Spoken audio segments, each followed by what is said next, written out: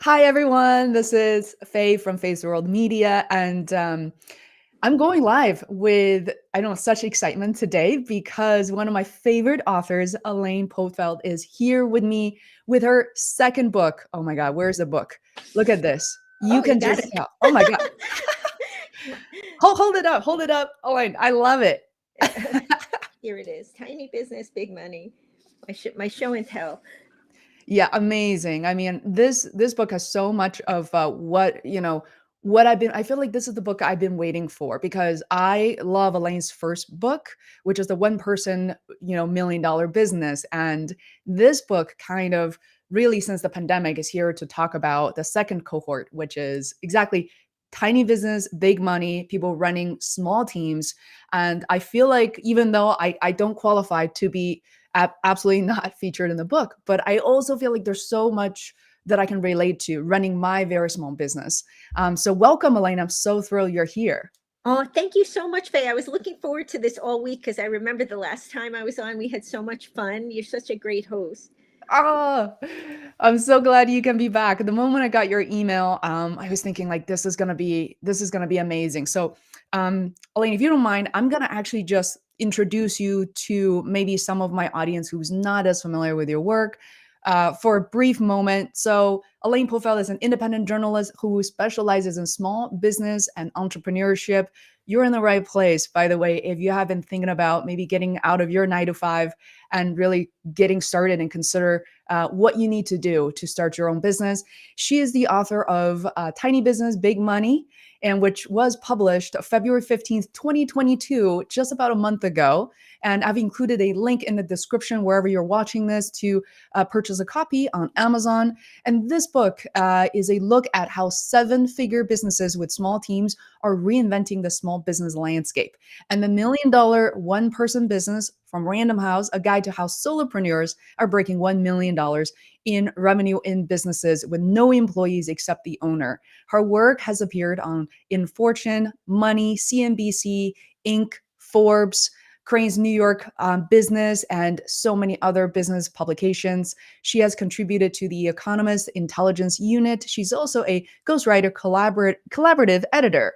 And yeah, with that said, Elaine, please tell us why or what makes you want to write this book in addition to the first one you released just maybe a couple of years ago that everybody's so in love with. Well, what was really interesting, Faye, was I updated the $1 million one person business about a year before this book came out. And a few of the people said to me, Elaine, I'm really sorry, but I hired an employee. And I said, don't be sorry. That's awesome. I'm so excited for you. And what I found was that they had a need for information about how to keep all the freedoms of having the $1 million one person business when they started adding a team. And there were a lot of challenges in the areas of communication, right? If you're used to just working for yourself and you have the occasional random contractor, the burden on you as a leader isn't communication. But when you have a team of virtual assistants or people around the world working with you, you really need to be a better communicator or you can become a bottleneck. And you also need to think about, okay, what does good look like in this tiny business? It's not General Motors, it's your 3-person company. What can you deliver to a client, and what can't you, and how do you handle client contacts and things like that. So you really have to have more documentation and more teaching of the team. And so I thought there's got to be a way that the people who are just 1 or 2 steps beyond this stage are solving this that works for this size business, not the corporate ways that maybe we all learned in our previous careers, but realistic ways that they can afford to do. And so that's kind of where it came out of. Mm. And what was superhuman about reading this book compared to the first time around, Elaine, is I had to read the introduction, and something that really hit me was for you, also as a small business owner, to describe what life was like and still is like for you for some portions of it to really live your life as a small business owner during the pandemic. And you describe your daily ritual or routine to walk in your neighborhood, no matter the situation that is outside. And then you mentioned in this segment where you said whenever you see a small business that has to close down, it will put you to tears. And that's something that was so relatable to me as well. So, yeah, what was it like? Well, during the pandemic, I'm in New Jersey and we were under pretty strict lockdown. And so I remember, we were allowed to go outside and take walks. So that was the only thing I could really do. And I would walk through the downtown of one of the neighboring towns, Westfield, New Jersey, and you would see these longtime family businesses. Mhm, First they'd be on limited, openings and limited schedules. And then gradually, they didn't have the revenue coming in and you'd see the sign that the business was for rent. And mhm, it was getting very pockmarked with those signs. And I had gone into so many of them so many times, and you think, oh, there's a family that owns this, or I know that individual that owns it. And as a business owner, you know how much heart and soul they put into it. So you do feel a lot of empathy, I think, when you see that, like what happened. There's a real story behind why that business closed. And in some cases, maybe the person was ready for retirement, and this was like the little nudge that maybe they needed to make that next step. But I think for a mhm, lot of them, that was not true. They went through a very hard time and they're still recovering. But there also has been creative destruction. And so in some of those spaces, new spaces have opened up. Like I saw they opened up a little I think it's called Selfie Station. It's like um, a birthday mhm, party place where people come in and take, in one of these formerly vacant storefronts, kids mhm, come in and take pictures of themselves on these stages. And I thought, this always happens in capitalism, is one thing closes and another opens up. So I think now what's happening, we did see a huge boom in the mhm, number of new businesses created. Score said that 5 million businesses were registered last year, and it was a record number. So despite all the destruction, there was sort of a happy other side, and that a lot of people, because they were home, had the mhm. time to finally work on that business idea that was percolating, and that if they were commuting, they would have never been able to start it. And now they discovered something really interesting, which is they're good at it. And they never had an opportunity to find that out. It's kind of like if, someone puts you on a tennis court and you never play tennis and it turns out you're just naturally good at it. That's a nice discovery to have for the rest of your life. For sure. Absolutely. And for people who are watching, by the way, feel free to send us questions. I think it's such a rare opportunity to be able to connect with a longtime journalist. Elaine has done so much research to bring this work forward. In the country, I'm very like kinesthetic. Like, I don't know, I'm very feeling driven person. I feel like we are this really good combination to bring this idea forward. I also want to give people a heads up that today we're going to really talk something uh, it's not just rah rah. It's not just, oh, this is for everyone. We know that comes with certain struggles. And to tease out the content a little bit, I have put together here, how to, just like what Elaine has structured, how to break out of the employee mindset, quick ways to generate your business ideas, where to find the cash, find the money to bring your ideas to fruition, to life, and what system to put in place so that you can maximize your learning and the resource that you brought forward and so much more. So things that we're talking about today is going to be really, really practical. Um, yeah, with that said, Elaine, I want to kind of jump in that a lot of people who are thinking about entrepreneurship or perhaps still really struggling with the employee mindset. And could you maybe explain what that is and what you have stumbled upon and learned along the way? Sure. Well, one thing, Faye, that I thought was really interesting was there's a mental shift that takes place where people have to be ready and willing to define their own future.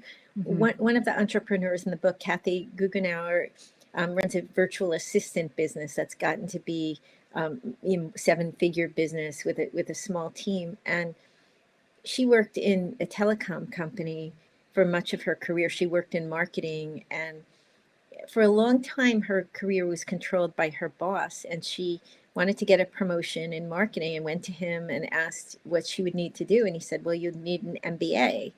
So mhm, she went out and got it, and then came back to him a few years later and said, I finally got my MBA. I'm ready to move up. And he said, well, you're not going to get promoted because the real reason I didn't promote you is you laugh and smile too much. And Steve was, the way she told it, it sounded like steam was coming out of her ears. And a lot of things clicked for her there. She had kind of by the nature of this was, I think, in the 90s. And so most people really did work in big companies and, traditional jobs. It wasn't as entrepreneurial at that time for the average person because we didn't have the internet so widely available and all the tools that we have now. But she decided to take ownership of her own career destiny, even though that came with some risks. And she went out and she originally she quit and she started a business that was involved with direct sales, but it was selling candles, and she turned out to be not that interested in it. So then she started blogging for this one local realtor, and he said, a lot of other people could use these services too in real estate. And then she kind of started getting more real estate agents hiring her. And then she had so much work that she needed to bring on some people under her, and she called them virtual assistants. And then what she realized was a lot of them didn't know how to manage the business side of things. So there was all the skills she had picked up in managing her own business, she could teach them. And that really Mm. became the business where she was training them how to be not like a $10 an hour VA, but one who charges $150 an hour, doing really high level, highly skilled work, like, managing the technology of an e-commerce store, things like that. Mhm. So she really took ownership of her career and kind of like let go of blaming her boss Mhm. or blaming societal expectations for why she has to stay in a terrible job that she hates. They look at risk through a different lens. Another entrepreneur in the book, Anthony Coombs, um, he runs a business called Splendies, and it's a box company. I don't know. Are you familiar with Birchbox, Faye? Yes. It's like a gift box that people order for themselves or for friends, and it's filled with little surprises every month. And in his case, it's plus size women's sexy lingerie. And he Wow. discovered through a woman he knew told him there was a gap in the marketplace. And he was a serial entrepreneur. He had sold cars online, mosaic tiles. He'd done like a whole bunch of different products. So he was somewhat agnostic about the product. Mhm. And he put it out there. It's about an $18 million business now with, I think, 10 contractors, no employees, but it's this tiny team. And what drove him was when he was a kid, his mother worked for the state of Florida, and the governor changed, and she lost her supposedly secure state job, and it plunged the family into a very difficult situation financially. She was a single parent, and he wound up like helping his grandparents in their flea market table. And he just said he never wanted to be dependent on anyone else Mhm. for his job in the future. And he said to me, what is a greater risk, to put my future in the hands of a company owned by someone else or myself? I'd Mhm. say working for someone else is a much greater risk. So he looks at risk through a different lens. And they're willing to learn as they go along. One woman, Elizabeth Davis, runs Shadavi, which is a hair care brand for women who want to grow long hair and not have the breakage.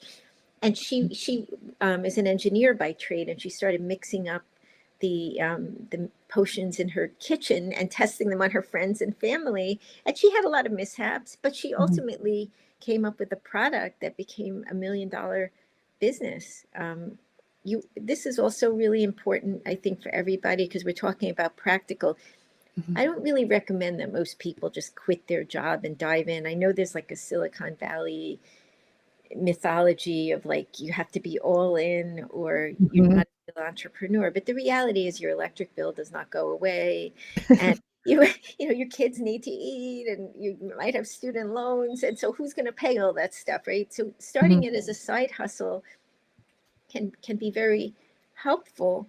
um, while you create a financial base, you have to be willing to make the financial changes. Like maybe you live below your means for a Mhm. while, or if you're in a relationship, maybe you live on one person's income and put your income into the business. But it's that willingness to be like, okay, I'm not a corporate employee. I cannot do my 2-week vacation in Aruba Mhm. because my paycheck isn't going to be coming, and I'm also pouring money into this business, and owning that and being like, but you know what, I'm building something that I really would love to work in. I want to wake up Mhm. every day and do work I like, not have to work for that toxic boss who said I need an MBA when I really didn't.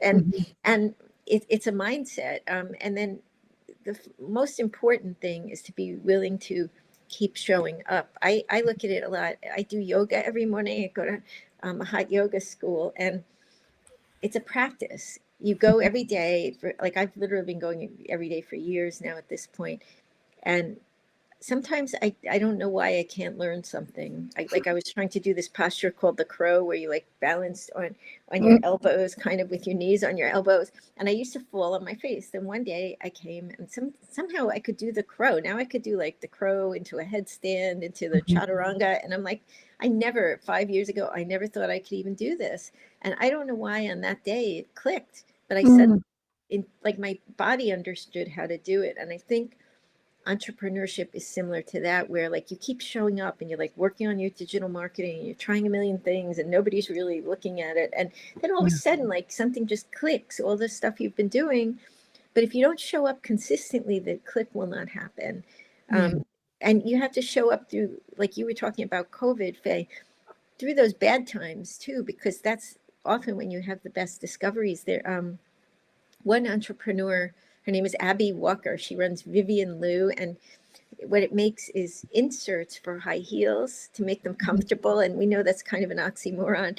Um, but she was determined. She actually had a blog. She's a mother. I don't even know how she did this. She has this very creative blog about high heels.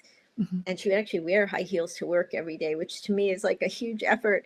And she found these guys who were MIT scientists who had invented an insert that made the shoes comfortable. And they weren't really marketing it that much. And they're like, oh, we're just a bunch of MIT scientists. We don't know how to market this to women. And so she Mhm. teamed up with them and licensed the idea and turned it into the brand Vivian Liu. And they had this dormant email list that she brought back to life, which, was showing up every day and working on this boring task of the email list. But she Mhm. built it up. And then it wasn't taking off as much as she wanted. And she went to this little an event about pricing. And the woman who ran it said, I think you should grow your business by doubling your pricing. Mhm. And she's like, can I really do that? Just double my pricing overnight? She did it. And then the things took off. It was somehow being perceived as a higher end product made the business grow. That was showing up and trying it. And then during the pandemic, no one was wearing high heels because we were all like at home barefoot or wearing slippers or whatever we wore in the house. So she pivoted into doing inserts for athleisure shoes to make them more Wow. comfortable. And she lost some revenue along the way. I mean, and that is part of it. Nobody's revenue generally keeps going up and up and up unless you scale to a gigantic size.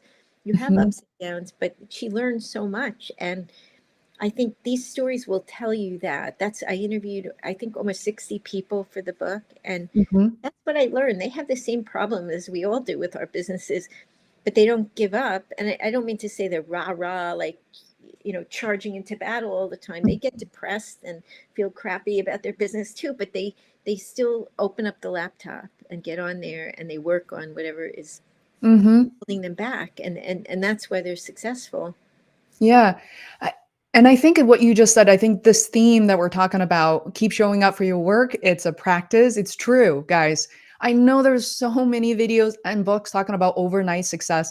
Even if it's not overnight, I've read so many stories about in 6 months, in 1 year. Until recently, I gotta say, like looking back on my own entrepreneur journey, I had always thought that, oh, I'm such an underdog. It's just taking me so long to get to where I am. I started my business in January 2016 and had to pivot several times. So I thought to myself that the way you talk to yourself is really important, right?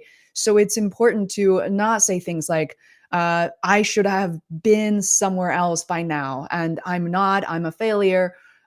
Or like this work is not guaranteed, and therefore, it's a waste of time. And it's really not. Like yesterday, Elaine, when you said when things started to connect, yesterday I had this moment where I realized that, wow, I saw Skillshare. I have several, just a few courses there. Skillshare cut me a paycheck and was the basically the biggest amount I've seen, and I was in for February 2022. At the same time, I sold 5 of my digital products. One of my courses I thought I priced a little high. That came in. Literally all happened yesterday. Granted, when I look at my consulting side of the job, which I get to charge a lot more, but to see the passive incomes to finally coming together and showing me that I'm sort of on my way. And it's really exciting. It's going to probably take longer than you want it to be. So make sure you know that you're not alone and you're not a failure if you're on your way. So keep showing up for your work. That is such a good point, though. every once in a while I'll get somebody who said, Elaine, I read the $1 Million One Person Business and I got to 1 million in 1 year and I can't believe they can do it. Usually it's in e-commerce, because if you get something right, then you just Mhm. amplify it with ads.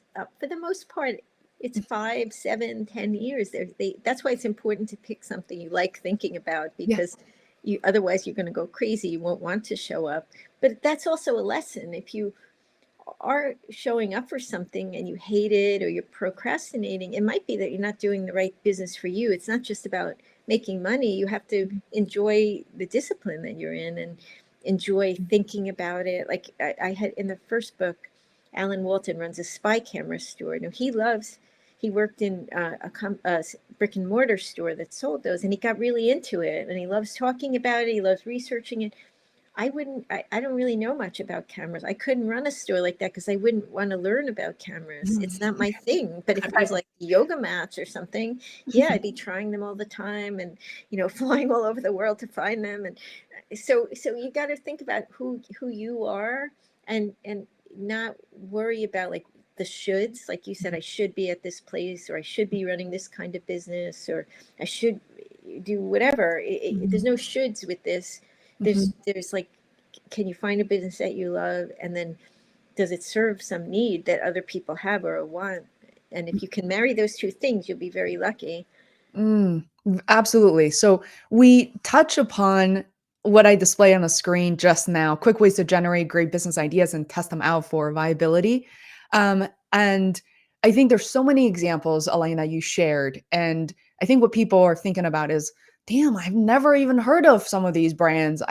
They're satisfying maybe some of my needs right now. Like I don't wear high heels, but I often struggle, having to stand for a long period of time or go for long walks. I would love to have comfortable shoes. And, my needs, for instance, I know other people's as well, like your body is not the same as you age. So I think it's really fascinating. But at the same time, people are sitting here thinking, well, I think I know who I am, what I want. Like, what are some of the places, resources I can tap into to find some of those ideas? And how long? I don't know, Elaine, if you ever asked a question like, how long is too long to test out an idea?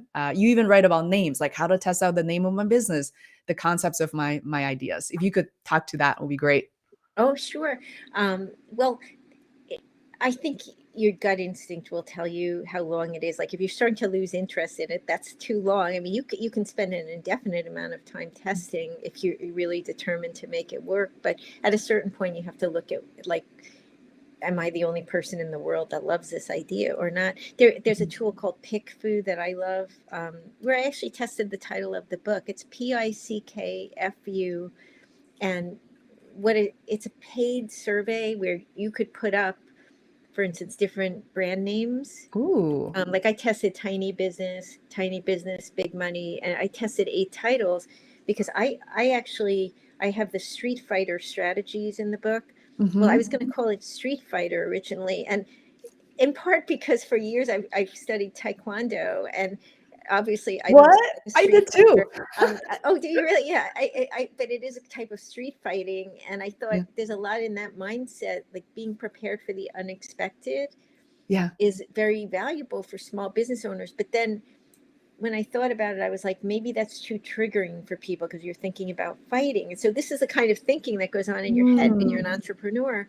So you test it, and the people who respond, you can pick a demographic, like say, um, for instance, college educated readers tend to be the biggest consumers of books. So say you wanted to test it against college educated readers, then Mhm. you can select for that demographic within a certain age range, within certain countries, et cetera, or within the United States.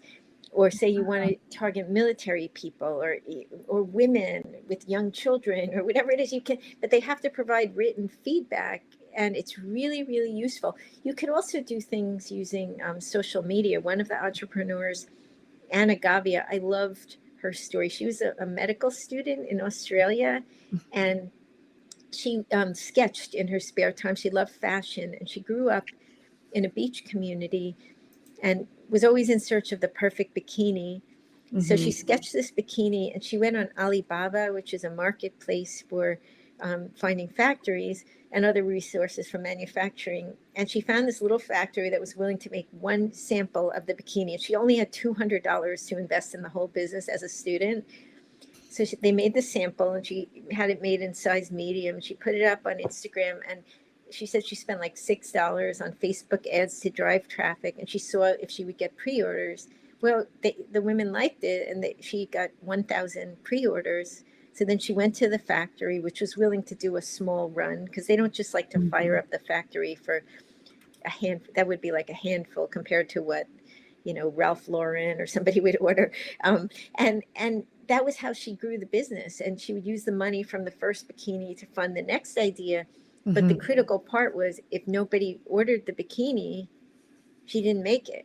So she didn't waste her startup capital. I thought that was brilliant, because it's a way of having a no waste business. It's also eco-friendly, because when you think about it, like, think of how many clothes like end up in landfills because some crazy trendy style came out and nobody wore it, and it's bad for the environment. In fact, one of the businesses in the book, it actually pivoted. Sincere Sally, it's a fashion business. And I was going to reach out to them to do an update story on that business, and it had jewelry on the website. And I'm like, wait a minute, like, I thought it was a fashion business. And then they had a note on there, and it's a brother and sister. They said, we decided fast fashion was too hard on the environment, so we pivoted to jewelry. And I thought, wow, that's the beauty of a tiny business.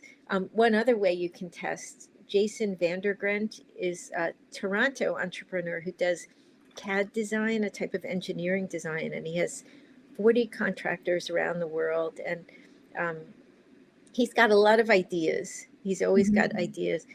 I don't want to say wasted, he learned from investing $29,000 in an app he developed. He likes to wear stylish sunglasses. And so he thought, wouldn't it be great to have an app to find the best prices on designer sunglasses on the web? I guess he didn't know that there were a lot of other ones out there.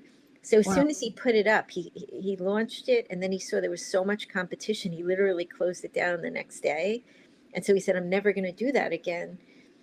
So now what he does is he gets a GoDaddy website, which costs $30 for the month. And he'll put a design up there for what he wants to sell. And he does the same thing. He sees if he gets interest. And then if not, he doesn't go any further, and he just shuts down the website. So these are ways that most people realistically don't have a lot of startup capital in the beginning. They almost always fund things themselves. Very few people go to Silicon Valley with just an idea and come away with 3 million in seed funding or more. It just doesn't happen as much, especially for these types of businesses. So you have to maximize your capital, and the testing now is so easy because of all these internet tools that keep coming out. I bet by next week there will be some new ones. So yeah, there's a lot on that, because I think this is really vital for empowering entrepreneurs who are starting on a shoestring. For sure. I mean, I keep leaving links. By the way, what is Jason's last name again? I didn't catch that. Vandergrant. Do you want me to type it in, because it's a hard one to spell? Oh yeah, sure. I'm trying to get into the chat. Let's see. Yeah, while you're doing that, I think lessons I have learned also is one thing from Josh Green, one of my colleagues from Arnold years ago, said something. And it's as soon as I decided to leave the job, he said, you know what, Faye, just relax. Not everything has to work. Like literally, like that has never occurred to me before, that, everything we talk about is like, oh, this has to work, that has to work. And I realized not necessarily. And I think it is just giving us not necessarily a way out, but just like take it easy on ourselves, like honoring ourselves, our ideas. It is so important. So I'm gonna drop this. I wonder if this is the right link as well. Oh wow! I think maybe I'm gonna just drop in a chat, and I'm gonna just show it on the screen right now. That looks about right. Yeah, Okay. he has a course actually for entrepreneurs that he priced it I think it was like $33 or something like that. Like I think he had turned 33 or something at the time. But he has a lot of good things to share like that, because he doesn't have payroll in the business, but he has so many contractors.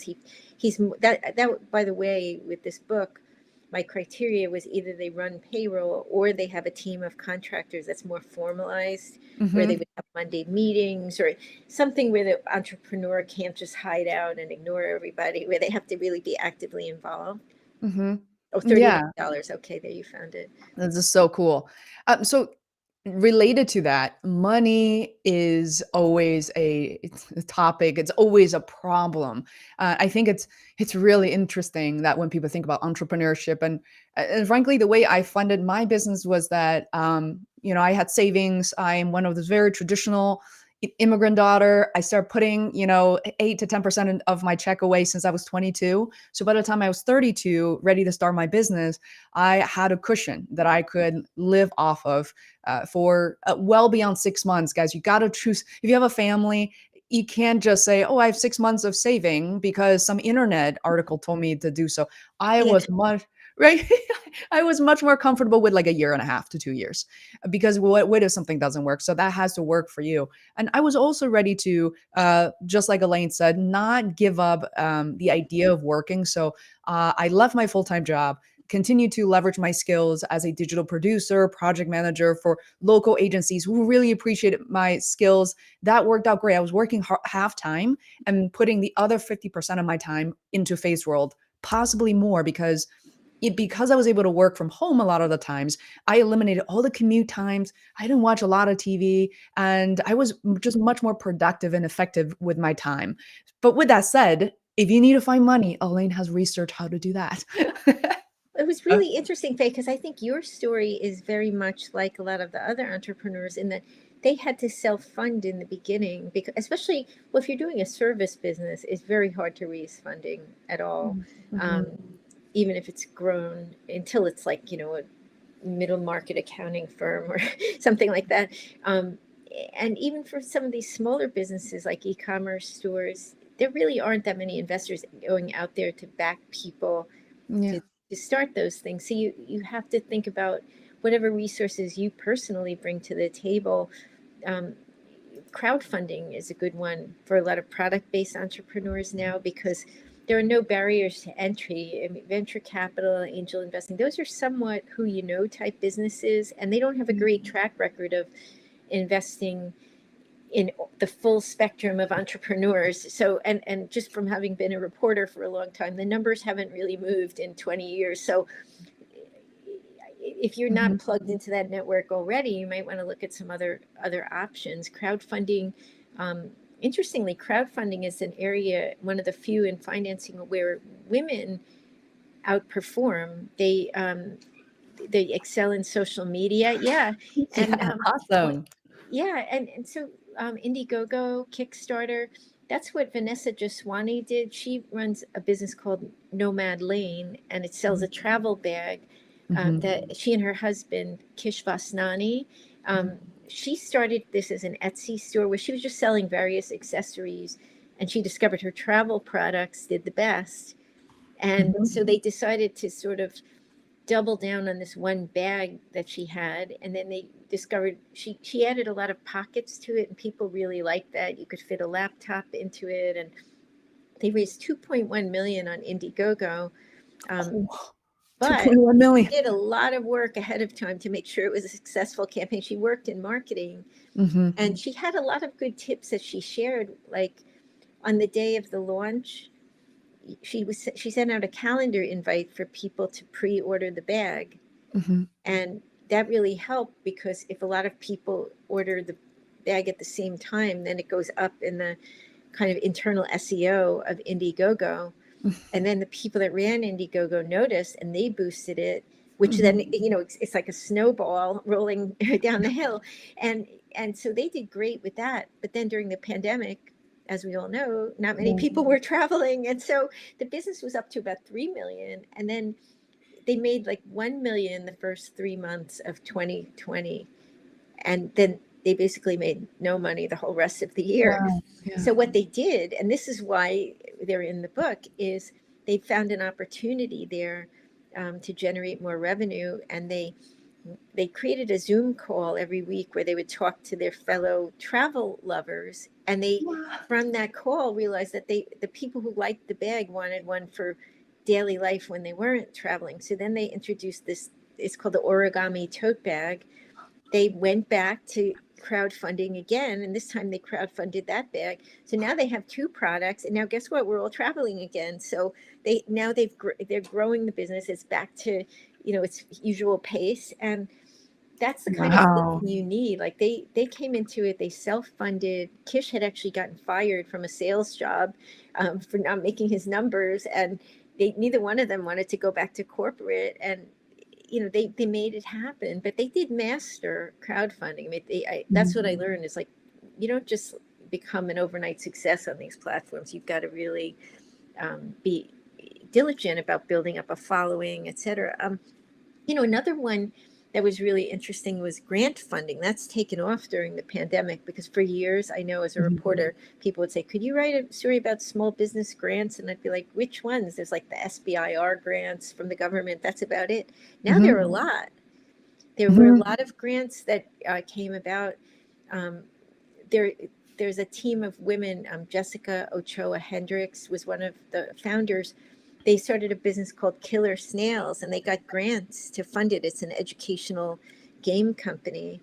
And Mhm. the nice thing about grants is you don't have to pay them back. You have to account for how you spend the money. But if, Mhm. for instance, she's an entrepreneur, but she had a scientist on the team, so this because of the scientist credentials, they could get certain grants for this. So that's one to look into. Um, Bank funding is also kind of interesting to me because I always learned from doing interviews that it's very rare for entrepreneurs to be able to get bank loans out of the starting gate, but there are exceptions. And Mhm. what I found was by really cultivating your credit score and treating it as an asset, you can actually start building a relationship with your bank and get some funding, which can then be the door to more funding. Mhm. There was one entrepreneur, Shaquille Prasla. He's a young guy, didn't have a long credit history. He started an e-commerce store and then he wanted to acquire other ones. And he actually got an SBA loan for Mhm. the acquisition, but he's really careful about paying everything on time.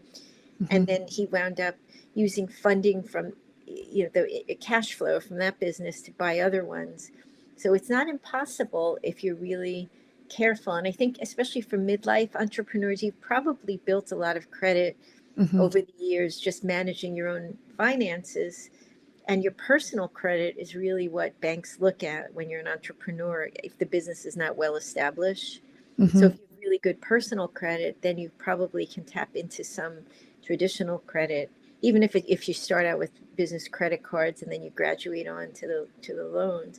So those were just some. I could go on all day about the financing, but there's a lot about that because that's where you do have to be kind of a street fighter and be prepared for the unexpected. And like you were diligent about saving 8 to 10% of your income every year, but not everybody is. But so if you don't have that, then Mhm. you need some sort of cash cushion or you won't have the runway to grow your business idea.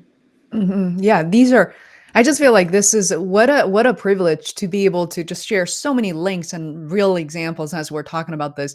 One thing I love about one very, very important lesson. Oh my goodness, I'm rolling my eyes. That's mentioned in the book. I think it's so essential is guys, please don't rely on a 25-page shiny business plan. It Yeah. pains me to say this. In the past few years, a lot of three of my friends that come to mind, I will not mention them by name, who found themselves in starting a business. Like just like you said, is that activating energy something they've wanted to do for a long time. Then they started doing this, and the first thing that comes to mind for them was to hire a professional uh, business planner or a business plan writer. Yeah, that's a whole field. Yeah. Yeah, and it's incredible. And then for some reason, here's the trend I'm witnessing that I said, okay, since you already invested in that, let's take a look at what you've come up with so far. It takes a really long time, months, sometimes the entire year to focus on a business plan. And to me, that is something that is such a red flag. One, that you spend a lot of money, you invested all your money into writing a plan. Two, you're not testing with your customers or with your market at all. And three, a lot of the plans I ended up reading are targeting at such big brands or asking for a lot of money on something that's not clearly defined because you're just starting out. So I would love to hear your thoughts on kind of experiences with people with or without a business plan to Oh, succeed. well, this is a topic near and dear to my heart because I ran the Fortune Small Business Plan competition for 5 years. And this was, I worked there from 1999 to 2007 Oh, wow. and got to see a lot of Mm. and I was running it up until it was like probably the last 4 years, 5 years that I was there. One of the companies that won was Property Solutions, which now has a new name that I forget, but they became a unicorn. They're in Utah. It was Mhm. started by freshmen in the school. They were like 18 or 19 years old, right? And and Uh, and we had really great judges, Kay Koplovitz, Ann Winblad, Michael Greeley, Andrew Sherman, like some really top names in the small business and entrepreneurship space. And the thing I learned from that competition was the businesses that made it, that are still in business right now, are the ones that went out and tested it in the market. And I was an editor at that time. I did not have a business, but the mhm, judges always had a bias towards the businesses that were out there testing and mhm, selling. And I think that's because ultimately that's what a business is. You have something and you sell it. If you spend time massaging the business mhm. plan for a year, Yeah. there is a room for strategy and planning in anything. Like even with my book, I spent about a year outlining it because I had a lot of material. I Mhm, didn't work on it continually. I was working on a whole bunch of other projects at the same time, but that's about how long it took because I needed to think through how is it different from the $1 million one person business, and where do I bring value and what can I mhm, do that really makes this very useful to entrepreneurs right now. That takes some time to think up, mhm. but at the same time, if I didn't sit down and actually write it yet, then what good does it do anybody, right? It's not getting out to the person that might benefit from it. So you do have to kind of put yourself out there. My kids, because we all do martial arts, I'm always like, you have to get in the ring. And my daughter Anna once said to me, Mom, she didn't get in the ring. And I'm like, that's a family thing. But you really have to do that. And you have to be vulnerable and like be willing to have people hate your product and Mhm. give it bad reviews. I mean, ideally they won't, but you have to put it out there and get real world feedback. Yeah. Otherwise, it won't be a business. And all these people you'll see in the book, they make a lot of mistakes. Sometimes things they try don't work, Mhm. but they're committed to continuing to improve and don't view it as a judgment on them as a human being where they should just crawl up into a ball and hide. They just Yeah. get back up and Yeah. they keep working. Yeah, yeah, it's so true. I can share a very recent experience where I really kind of admire, respect this business. And part of my YouTube strategy as a business, I ended up providing a kind of what we call a first look channel review. So it's not like a channel audit or anything. So I sent it to this entrepreneur who's very kind and who's very, very busy. Replied to the email for the first time after I've done dozens of these channel reviews. He said, I don't find anything really inspiring. It's not very helpful. You're telling us what we're doing right, but I just don't see any value in it. So Yeah, because like I've been that, on a that knife in my heart, but I do appreciate the feedback. You know, I gotta say, I've developed such thick skin over the years. I really wasn't the person I am today, and I didn't take it personally at all. It was slightly embarrassing because one of my business partners was also copied on it. But what's interesting, guys, this is the reason why you can't take that personally, is the gentleman replied to the email to say, "Hey, I also published a book. Have you seen that?" And I was like, "Wow, that's like the second thing I mentioned in my video about how to connect your book to your YouTube channel and to create some synergy." So there's a lot of tips I provided in a 5-minute video, but I'm pretty sure he didn't make it past the first minute and then send the email. So I decided not to take it personally. And the second thing I will say, I did this, and I really appreciate my business partner for reminding me to do this, which is really a collaborator. Feisworld is pretty much run by me, and this collaborator said to me, "Faye, how about we hop on a call?" I said, "Well, I don't know. I think he's set in his own ways." She's like, "Oh, I know him. Don't worry. Let's see. Clearly, he didn't really watch this. Maybe there's an opportunity for us to connect." And he came back and was very enthusiastic about connecting again. So sometimes you really can't and should not take everything personally. And that remind me of another great example that Elaine wrote in her book, Tiny Business, Big Money, was, oh my goodness, we all made the mistake of a business person trying to, like we don't think about this as consumers. If you call up the credit card company and to say, I don't recognize that charge for a variety of reasons, you didn't call up their customer service that they could easily resolve the issue for you, or you didn't even recognize the charge. Sometimes it's like the name has nothing to do with the product I purchased. I don't recognize the name. You call it up, you call up the credit card company. The company will actually get dinged really, really badly. And it's a red flag for them. And Elaine, you wrote about this business owner who called up Oh the yeah. credit card company, spent the entire afternoon trying to clear a few charges that were eventually worth $100. Oh, that So was Anthony with the box company.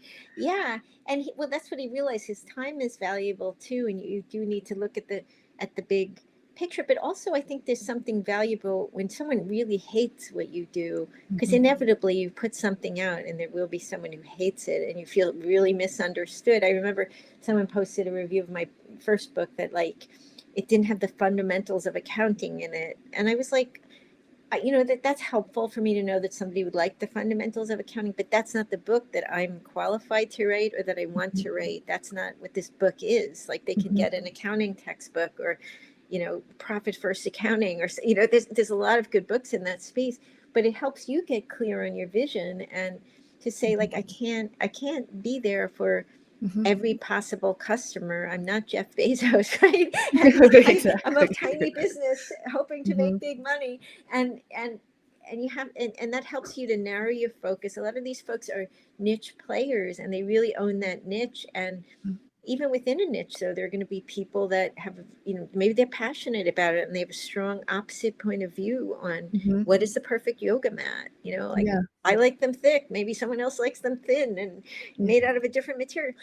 But it helps you get very clear on what your offering is. So, mhm, I think it's okay to allow yourself to like mutter about it in your head while you're out jogging or something, and like mhm. get over the hurt of the negative feedback because we all have feelings, but at the same time you cannot let it distract you.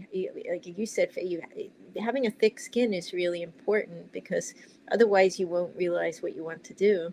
Yeah, exactly. It's too important if you really take everybody seriously, which unfortunately I think we're brought up to do, and especially if I think with certain trauma, with certain history associated with your childhood, always trying to be a pleaser, which unfortunately I fall into that camp. And it takes a lot of years to unlearn that and to really respect and honor yourself. Speaking of honoring yourself, Disney Plus recently came out with this movie called Turning Red.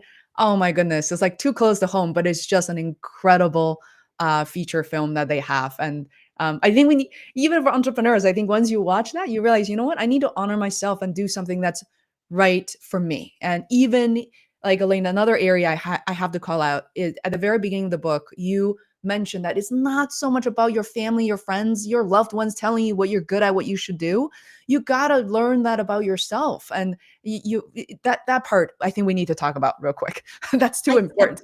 Well, it is a journey, right? And I think you have a great opportunity when you start a business to learn a lot about what matters to you. How do you, because you're now the boss, so you decide what your day looks like and how do you want to spend it and which customers do you like working with and when do you say no to certain money because it comes with things that you don't like a Mhm. toxic customer or a Yeah. type of work you don't want to do. It really helps you to get to know yourself. And I think if you're open to that and not just thinking of it as purely transactional, not to mention the relationships that it brings into your life. I mean, that's been the best part for me of having a business is all the great friends that I've made, even from doing So true. podcasts, like just the friends I've made through this.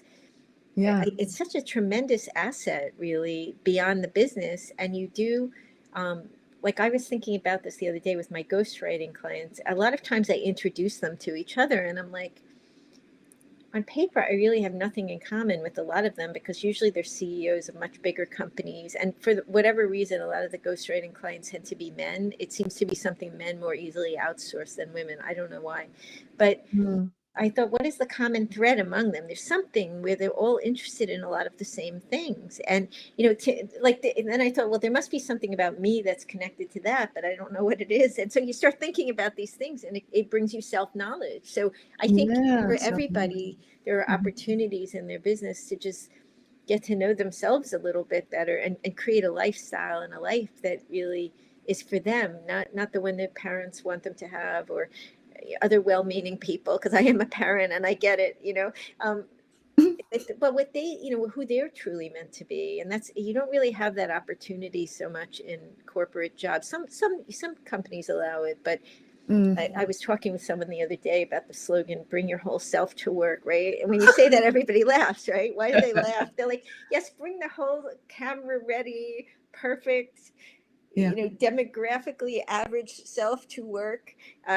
Yeah, No exactly. mess, Not to be judged. no Uh, tears, no messy hair, you know?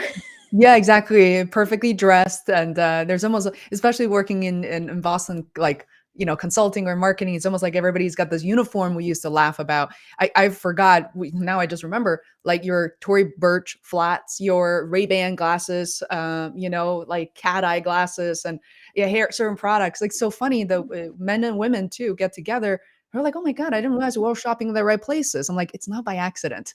You looked at each other and you recognize what's right for that environment. And speaking of which, Elaine, one thing, I know I have so many questions for you, but to respect your time, there's one area that I feel like I need to kind of probe and kind of chat with you as well as a small business owner is that during the pandemic, but also before that, I realized that by choosing to be an entrepreneur, you have left a part of yourself, part of your life behind. And to me, as a woman without children, at the moment, or may never have kids, frankly, right? And there's one part of that which was kind of a little bit strange at work, sometimes, like to be left out of certain conversations, even though I love children. And the other, now it's like I feel like it's completely left me, is the idea of the ability to complain about work, 9 to 5 commute, all these things. I'm just not part of that conversation anymore. And frankly, I'm pretty glad. But I do feel like you said, my network of friends and have completely transformed into a different group of people who have different belief systems. Everything is different because of this podcast, because of YouTube. Sometimes I feel like, I'm having the conversation with myself, is like, do I want to go back? Do I miss it? Do I embrace what I have now? Like, how do you navigate that part of your brain and self-knowledge? Well, I think one thing that I found is that life is full of surprises, and none of my friends can believe I have 4 kids. I started my family at age 37, and Oh, wow. and I was like one of these women who, I loved my career. I really could have just done my career in journalism the whole way through and been very happy and fulfilled.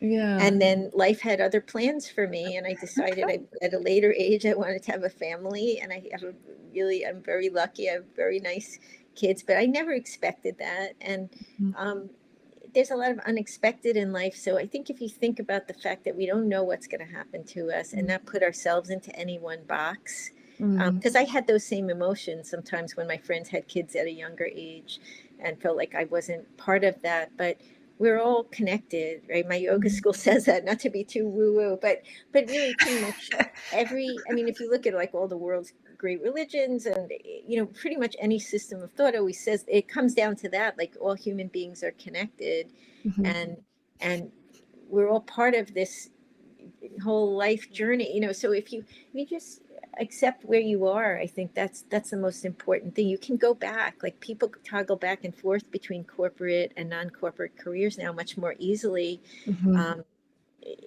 I mean, it's funny, my mother is 78, and she got a full-time job yesterday, or a couple of days ago. She was Amazing. bored at home, and I was thinking, most 78-year-olds don't really think that way, but Yeah.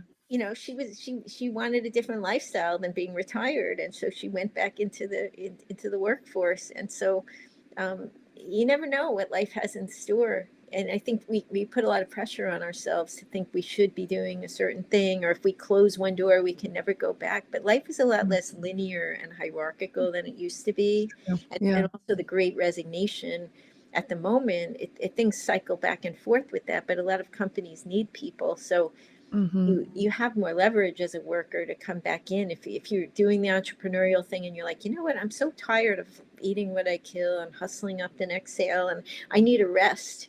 I want to Mhm. rest on someone else's payroll. I'll do a great job, but like I just don't want to do the sales part of what I do anymore. You can Mhm, do that. People do it all the time. So mhm, you're not shutting the door unless in your mind you do and just throw up mental obstacles. I mean, we're all our own worst enemy with this stuff, right? Like all the mhm, stuff that goes on in our head is worse than anything anyone else would do or say to us. So so true. it's like looking at it a little more realistically, and hopefully with friends, maybe like friends in your same career who can be an objective sounding board, or a Mhm, coach type person, a life coach or a business coach, or a mhm, lot of the people in the book had like an informal peer group of friends mhm, that they run things past. mhm. It's a real issue though, because we're meant, we're communal, we're meant to be in groups, and so when you break away from one group, you might be joining another one, but there's mixed emotions around that. Yeah, well, that's absolutely true, and, love it, and yes, if you're on that journey, finding that community, even just a few people, you don't need a group of, like, 2, 300 people. Even just a small group can carry you, farther out, and I love all the examples, Elaine, you shared in your book, Tiny Business, Big Money. I mean, there are pages and pages of entrepreneurs most likely you haven't heard of, but yet it's so relatable. Yes, there are many, many steps ahead of me, perhaps ahead of you as well, but looking at those websites, their examples, their origin stories, just make you realize that perhaps you can do it too. A lot more relatable than, the Amazons, the Elon Musks of the world. So really appreciate that. And I would say that we didn't necessarily get to cover everything that's written in the book for obvious reasons, but please consider picking up a copy. It's a very relaxing, fun read.